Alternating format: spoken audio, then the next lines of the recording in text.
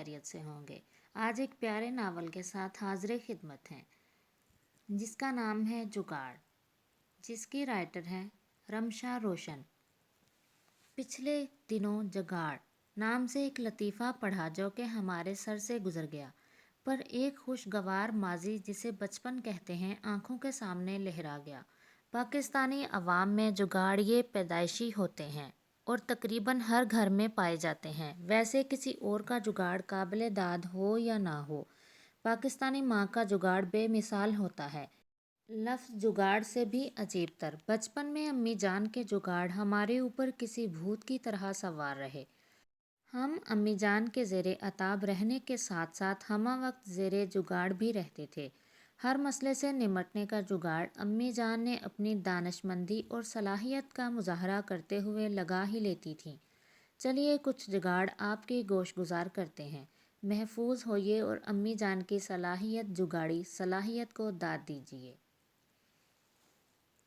अम्मी, मेरा मोज़ा नहीं मिल रहा। सब स्कूल जाने के लिए बिल्कुल तैयार खड़े थे और मैं रूहान सी शक्ल लिए अम्मी के हजूर अपना रोना रो रही थी। कहाँ गया? शूज़ में ही होगा। तुम्हारी आंखें भी बटन बन जाती हैं चीज़ ढूंढते हुए। देखो अंदर जाकर। अम्मी जान ने चिमटे से पराठा तवे पर पलटा नहीं बल्कि पटका था। और फिर मैं जल्दी से कमरे में घुस गई, पर मोज़ा नहीं मिला। नहीं मिल रहा। मैं फिर से अम्मी जान के सामने खड़ी थी। ज़मीन निगल गई या आसमान खा गया, जूता तो गायब ना हुआ, एक मोज़े को ही डाकू उड़ा ले गए। अम्मी ने ज़ोर से चिमटा पटका और उठ खड़ी हुई और मुझे ऐसा लगा जैसे मेरा सर ही पटका हो किसी चीज़ पर। मैंने खींच तानकर 4 आंसू आंखों से गालों पर लढ़का दिए।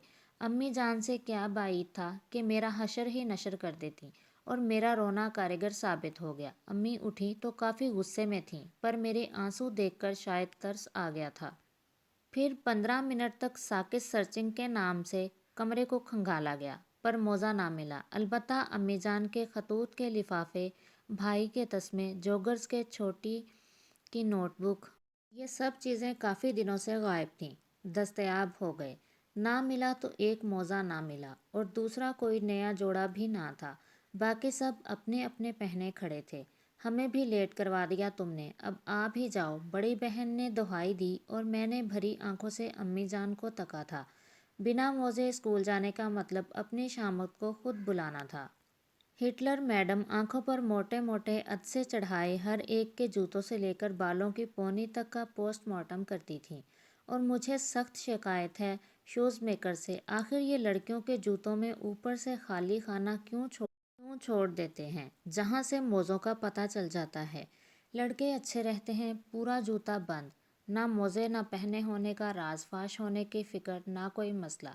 पर इस बात का भी मैडम ने हल निकाल लिया। वो हर लड़के की पैंट का पॉंचा उठाकर चेक करती थी मोज़े, और जिसका मोज़ा ना हो तो मानो लाल पीला होकर घर जाएगा, थप्पड़ों, घोंसों, छड़ियों की बदौलत। फ़िलहाल तो मेरा मसला था। मोज़े बगैर जाना कयामत और छुट्टी करना अम्मी के गुस्से को दावत में दोनों के दरमियान खड़ी थी। जैसे रस्साकशी के खेल में बेचारा रस्सा सोच रहा होता है कि जाए तो किधर जाए। मैं लगाती हूँ कोई जुगाड़। अम्मी जान ने अपने दिमाग के पुर्जे कसे और लगी दिमाग दौड़ाने। जुगाड़ी सलाहियत को इस्तेमाल किया जा रहा था और मेरा बहन भाइयों की नज़रों से ही मलीदा बने जा रहा था। आखिर अम्मी जान की सलाहियत काम कर गई। कुछ देर बाद वो एक काला कपड़ा लाई थीं और साथ एक काली नलकी। मैं दम बखुद अम्मी जान को देखती रह गई। तो क्या अब अम्मी मोज़ा सिलाई करेंगी? पाँव कर, अम्मी जान ने नीचे बैठकर कहा तो मैं डर गई। क्या पाँव के साथ कपड़ा सिलाई करेंगी? सोचकर ही दर्द की लहर दौड़ गई सारे जिस्म में। फिर भी मरे हुए अंदाज में पाँव आगे किया। अम्मी ने धागे की मदद से कपड़ा पाँव के ऊपर वाले हिस्से में बांध दिया। खाली जगह है जो तुम्हारे शूज़ में वहाँ आ जाएगा। टीचर को लगेगा मोज़ा है। तुम्हारी कौन सी शलवार उठाकर देखेगी टीचर। अम्मी जान ने शूज़ पाँव में पहनाया और उठकर हाथ झाड़े। अल्लाह अल्लाह करके स्कूल पहुँचे। अम्मी जान की जुगाड़ तो काम कर गई, लेकिन हम स्कूल पूरा आधा घंटा लेट गए थे और हमारी जो धुलाई हुई सो हुई।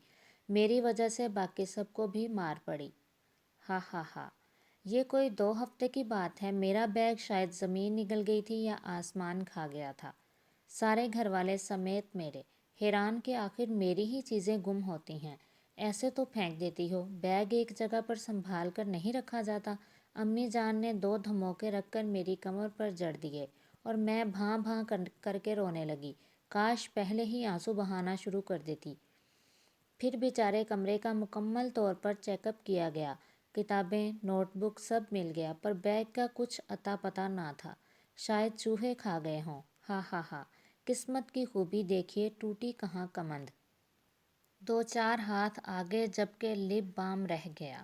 میں جو چھٹی کرنے کا سوچے کھڑی تھی اور خیالوں ہی خیالوں میں امرود کے درخت میں چڑھی ایک شاخ سے دوسری شاخ پر لنگور کی طرح چھلانگیں لگا رہی تھی، ہک دک رہ گئی۔ امی جان نے کتابیں ایک پلاسٹک کی تھیلی میں ڈال کر میرے ہاتھ میں تھمائیں اور دھکیلتے ہوئے کہا، میں لگا لوں گی جگاڑ بستے کا بھی، ابھی جاؤ تم۔ اور میں روتے ہوئے دل کے ساتھ اسکول پہنچ گئی۔ کلاس میں میڈم موٹے موٹے عدسے آنکھوں پر چڑھائے میرے وداؤٹ بیگ آنے کا راز پا چکی تھیں۔ بیگ کہاں ہے؟ انہوں نے چشمہ آنکھوں پر سے نیچے سرکایا۔ مل نہیں رہا تھا میڈم جی، میں منمنائی۔ گھر ہے یا جنگل جہاں ملا نہیں؟ میڈم نے زور سے چھڑی میرے بازو پر ماری اور یہ جا وہ جا۔ چھڑی مارنے سے بیگ تو واپس نہیں آ گیا۔ میں نے آنکھوں سے بہتے آنسو صاف کرتے ہوئے سوچا تھا، خراب دن تھا، صبح ہی صبح مار پڑ گئی اور آنسو بھی بہائے۔ بمشکل 12 بجے اور چھٹی ہونے کا گھنٹہ بجا۔ ہانپتے کانپتے گھر پہنچے۔ سامنے امی جان کو سلائی مشین سے الجھے پایا۔ ایک کپڑے کا تھیلا وہ سلائی کر چکی تھیں۔ ہماری ایک بکری تھی جو صرف اپنے ایک بچے کو دودھ پلاتی تھی اور دوسرا بچہ بیچارہ سارا دن بھوکا رہتا۔ شاید اس کے لیے تھیلا بنا رہی تھیں کہ بکری سے باندھ دیں گی اور پھر دونوں بچوں کو اکٹھا دودھ پلایا کریں گی۔ امی پہلے بھی اکثر ایسا کرتی تھیں۔ امی کیا سلائی کر رہی ہیں؟ مجھ سے ہضم نہ ہوا۔ میرے اندر اٹھتا سوال تو پوچھ ہی ڈالا۔ جواب میں امی نے ایسے دیکھا کہ مجھے وہاں سے کھسکتے ہی بنی۔ تھوڑی دیر بعد امی نے خود آواز لگا کر مجھے بلایا اور وہ تھیلا مجھے پکڑا دیا جس کے ایک طرف 2 اسٹرپ لگے ہوئے تھے، اوپر نیفے ڈال کر الاسٹک ڈال دیا گیا تھا اور میری کتابیں اس کے اندر۔ میرا دل دہاڑے مار مار کر رونے لگا۔ آخر ایسی کون سی غلطی سرزد ہو گئی تھی مجھ سے جو ایسی سزا؟ جگاڑ جگاڑ، مرتا کیا نہ کرتا کہ مصداق بیگ نہیں تھیلا تھاما اور اندر چلی گئی۔ یہ اگلی صبح کا ذکر ہے۔ بڑی بہن ربڑ بینڈ ختم ہو جانے پر اپنا بینڈ بجا رہی تھیں، یہاں سے وہاں، وہاں سے یہاں چیختی ہوئی۔ میں جو اپنی چوٹی 2 ربڑ بینڈوں سے باندھے ہوئے تھی بالکل بھی نہ پگھلی اور دوپٹہ اچھے سے سر پر لپیٹ لیا۔ لیٹ کروانے پر انہوں نے مجھے خوب دھویا تھا، اس کا بدلہ سمجھا کریں نا۔ نہ تو ہیئر کیچر ملا اور نہ ہی ہیئر بینڈ۔ ربڑ بینڈ تو بیچارے دہائیاں دے دے کر ختم ہو چکے تھے۔ کبھی بنا شور کیے، کبھی روئے پیٹے بغیر بھی چلی جایا کرو۔ امی جان کا پارا ہائی ہو گیا۔ رکھ کر ایک تھپڑ واویلا مچاتی بہن کے گال پر دیا اور اندر گم ہو گئیں۔ میں پھر بھی نہ پگھلی بیگ تھیلا پشت سے چپکائے الگ ہی سین بنا رہی تھی۔ تھوڑی دیر بعد امی ایک نلکی لیے چلی آئیں، تھوڑا سا دھاگا لے کر چوٹی باندھی اور ڈنڈا دکھا کر سب کو بھاگنے پر مجبور کر دیا۔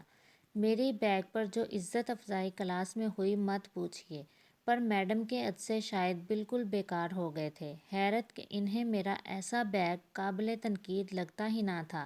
یا شاید امی جان سے ڈرتی تھی میڈم، یا پھر رشتہ داری تھی، یا وہ بھی جگاڑی صلاحیت سے مالا مال تھیں، آج تک پتہ نہ چلا۔